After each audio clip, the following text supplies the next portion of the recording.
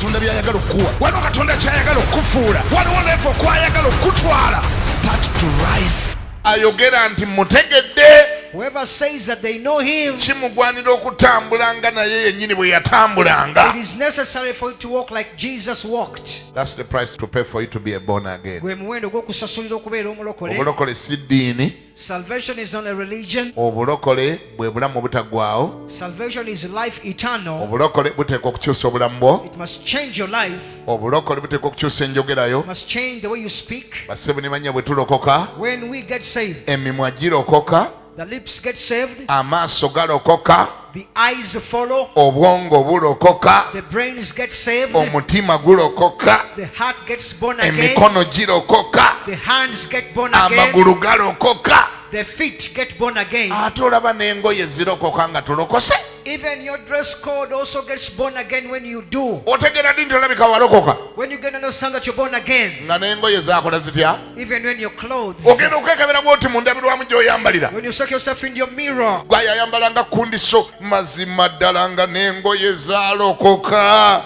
by the time you check yourself, you used to dress and expose the navel and even other body parts. By the time you look at yourself after some time, you see your clothing getting saved. Ate oba n'entambula erokoka, How about your walking style?